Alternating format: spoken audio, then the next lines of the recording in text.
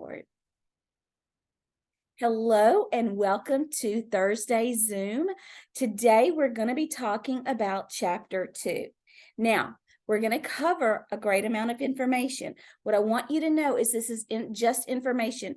You don't have to remember all of it because you're going to have your manual that you can refer to. Hi, Takara. Welcome to class. Hello. So the first thing I'm going to do is I am going to show you the ICD-10 manual. I know that my new students have not received their manuals yet. They are coming. I don't know when they're going to get there. You're going to let me know as soon as they do. But I want you to understand that I just want to show it to you for your general knowledge. So when you get your manual, you're going to be able to open it up and say, oh yeah, that's what you showed us. I'm going to be showing you on my ebooks. You don't have a manual on your ebooks? I do. Welcome, Lauren. So I'm going to share my screen.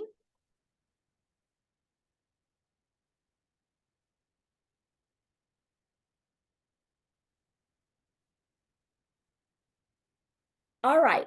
So I believe it's page, is V10 in Roman numerals? It's on page VIII. See right there? Down at the bottom there. That's what page it's on. It starts with the symbols and conventions. And one of the reasons I told you, you don't have to remember everything. You don't have to memorize everything because I'm showing you where to go to familiarize yourself. If you forget, you have a place to go reference. So the first thing that we're going to talk about is the stop sign, the red dot. This means use additional characters. The red stop sign cautions you that the code requires additional characters to ensure greatest specificity. Now, you guys on our 9 o'clock class yesterday, Wednesday, my class, we did go over the red dot. I say this says stop. If you have a red dot in front of your main code here, then you need to stop and you need to move down and you need to find a code that you can code. Okay, so let's talk about the placeholder X.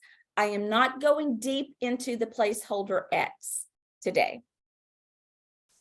Placeholder X, the red X reminds you that for codes less than 6 characters that require a 7th character, a placeholder X should be assigned to all characters less than 6. All right, now next we're going to go to a blue dot. What does this blue dot mean? Unacceptable principal diagnosis. These codes have a blue dot before them and are not permitted as a first listed or principal diagnosis. What does that mean? That means whenever you're doing your diagnosis codes for billing, if the code has a blue dot in front of it, it cannot be used for your first code. You have to have a code that goes before it. So the next thing we're going to talk about is words in a highlighted yellow box. Use additional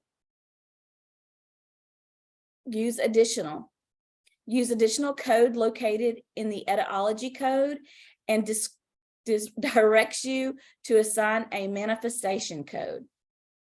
Code first indicates that the etymology code is to be first listed before the manifestation code. Guys, I want to apologize to you. I am not myself today. I have a really bad earache, and so I feel like I sound rough because my ears are stopped up and I can't really hear myself. So if I do sound rough, please forgive me. Okay, next we're going to talk about note. Notes define terms or give coding instructions. So this note says may be used as an additional code to identify functional activity associated with a carcinoid tumor. So let's move to the next page.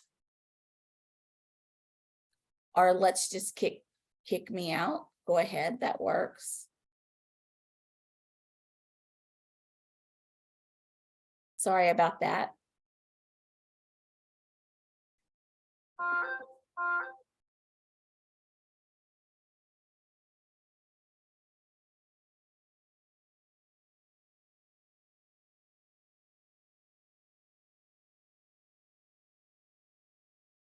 Okay.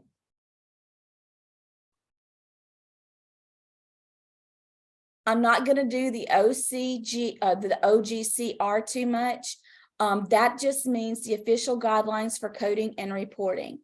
Anytime you see something highlighted in green, that is a rule, regulation, guideline for that specific section on coding. You can always refer to those.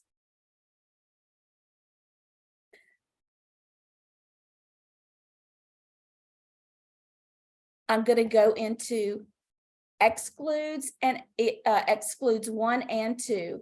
Excludes 1 means not coded here, and excludes 1 note indicates that the code excluded should never be assigned at the same time as the code above the excludes 1 note.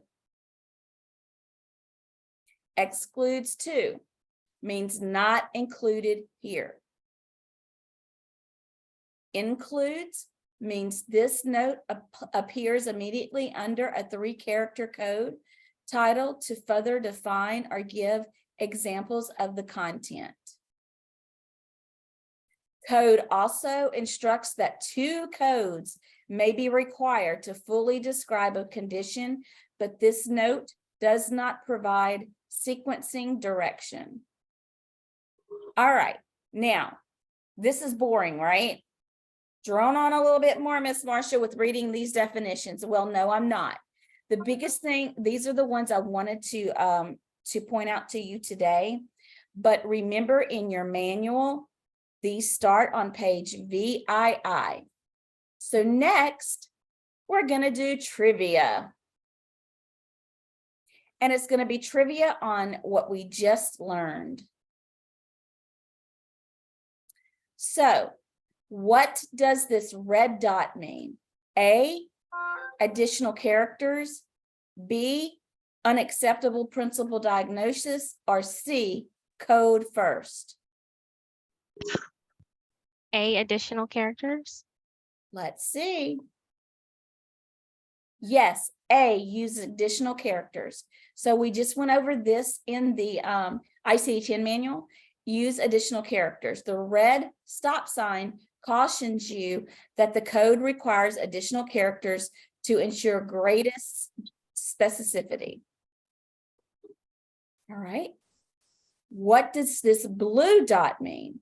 Use additional code, unspecified, unacceptable principal diagnosis.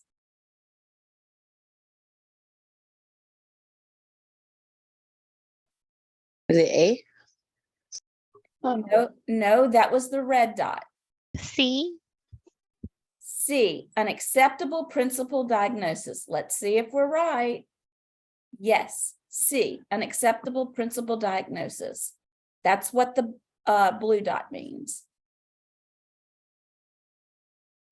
Okay, the X and the stop sign. Code first, use additional code, or placeholder X. Placeholder X. Placeholder X, that's right.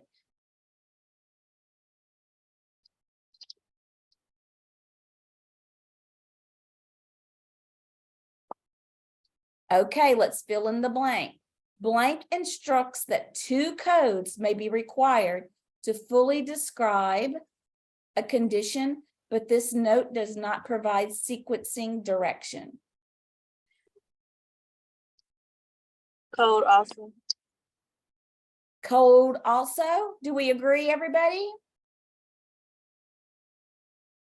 Yes. Yes. Yes. It is code also. Great job.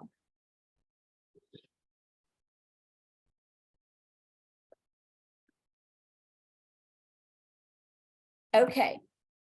Blank, these codes are for use when information in the medical record is insufficient to assign a more specific code. For those categories for which an unspecified code is not provided, the other specified code may represent both other and unspecified.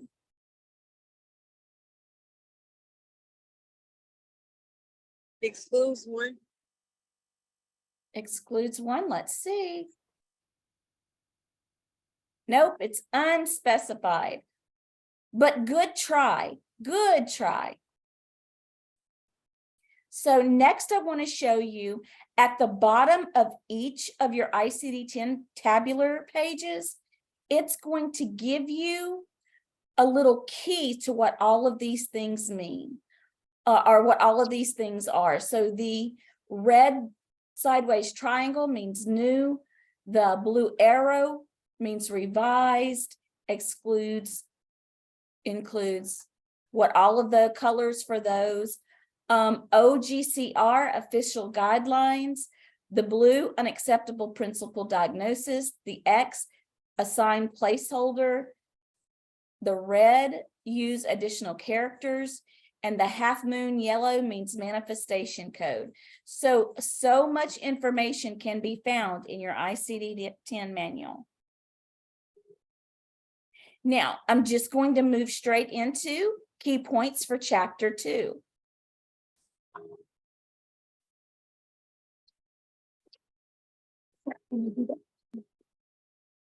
Okay, the international, ICD-10 is the International Classification of Disease, 10th revision, clinical modification. That is what ICD-10-CM stands for.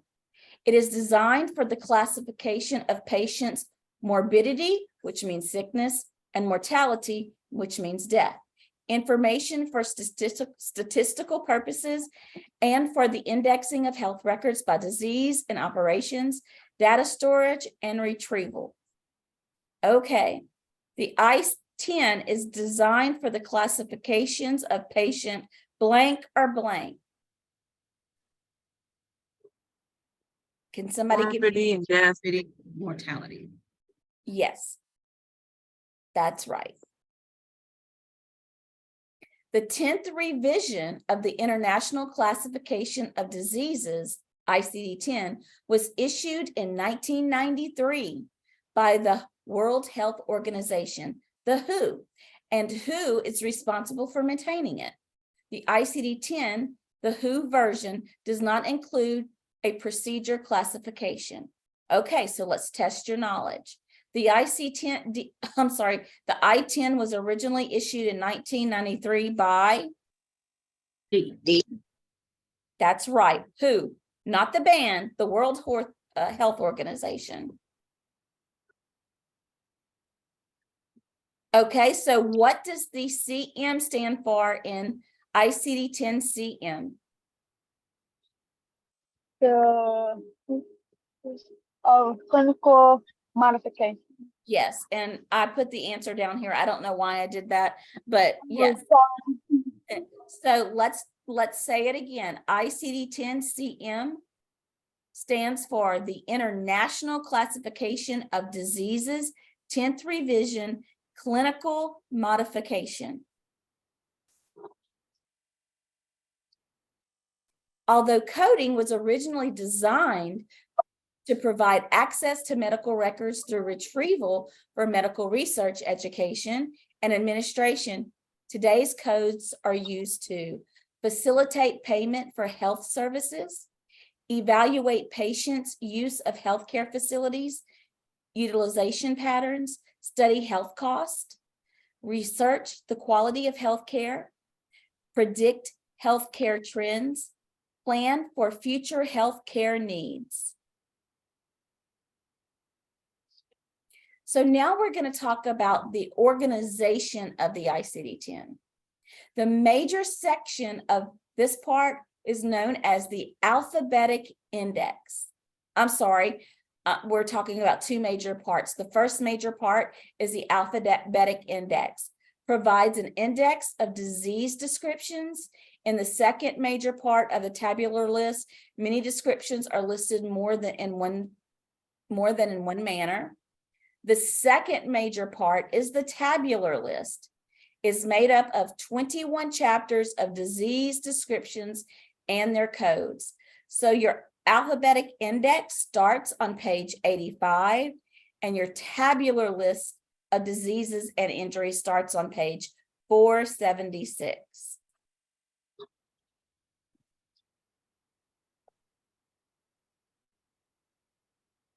Now, there are 3 additional sections that provide resources for researching correct codes. The first one is the neoplasm section. It starts on page 479 and ends on 504. Let's look up here at this colorful tab portion. This says malignant primary, malignant secondary, cancer in situ, benign, uncertain behavior, and unspecified behavior. And then, for example, if it was, let's say, the mucosa lower, and it was malignant primary, we would go down to mucosa lower, and then we would use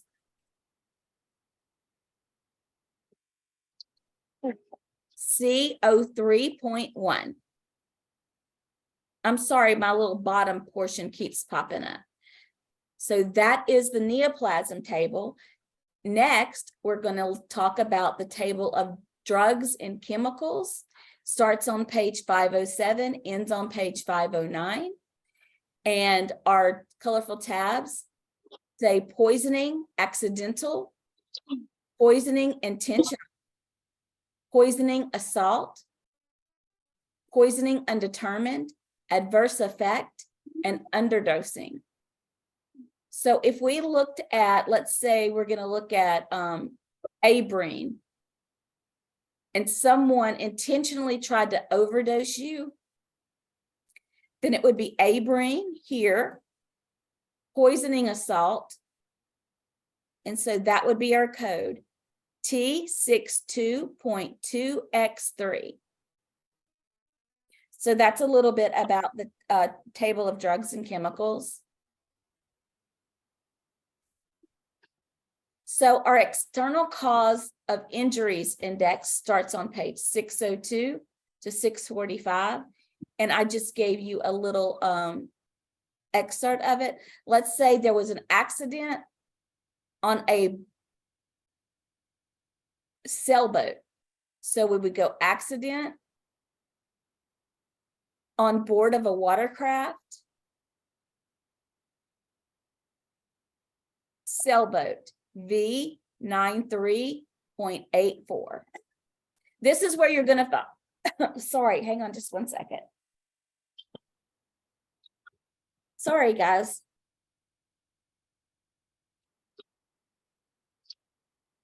We talked about in my little class yesterday that one of the ICD-10 codes is sucked into a jet engine. You're going to find that in your external cause index. All right, now this is so important. This is a claim form.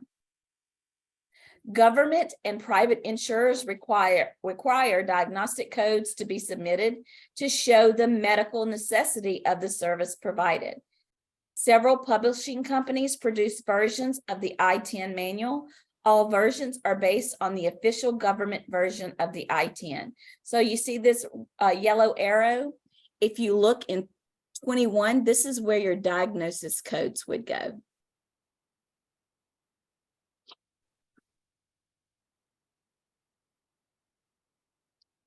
So, is anybody's mind blown?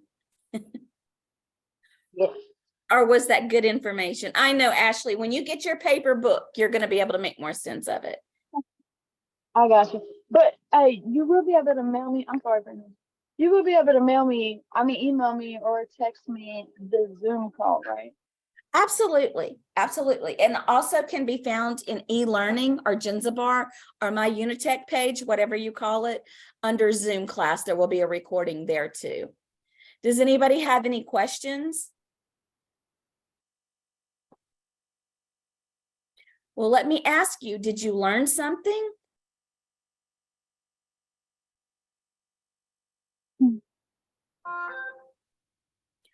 Don't everybody answer all at one time.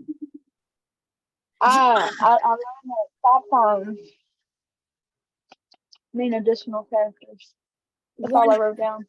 That's great. John, did you learn something? Sure. I haven't looked at all the sections like that before. I have the books, but I've been focusing on just the assignments that we have in our class, so I haven't actually gone through it like you've shown it, so I appreciate that effort you're doing there. Oh, thank you. Yeah, one of the things that you guys need to remember that coding is like Legos. We put the first Lego on with one thing that we learned, then we just stack them one on top of the other. One on top of the other. Miss Danielle, were you about to say something? I kind of wanted to share with them our idea and if they could help us to brainstorm a little bit to kind of help this come to a reality about creating a mock clinic. By the time we get to the end of this module, we would like to create a mock clinic with you guys where some of you are going to be patients, some of you are going to be medical assistants, some of you are going to be physicians, some of you are going to be the actual billers. And just to give you a day in the life of an actual clinic from beginning to end, from checking in the patient to seeing the doctor to reviewing the physician notes to actually billing the claim out, and then maybe tying it into an assignment, whereas the instructors would get that assignment back and we would grade your coding based on the encounters that we came up with while we were in our mock clinic. So you guys think about that. Brainstorm with us. Let us know some ideas that you think that we could do to kind of make this a reality, to help this to come alive. I know for me, I am a visual learner. So I get great appreciation from actually seeing things being done. So Yeah, that's a wonderful idea, Miss Danielle, and I'm looking so forward to seeing how we can make that fit into our online classes.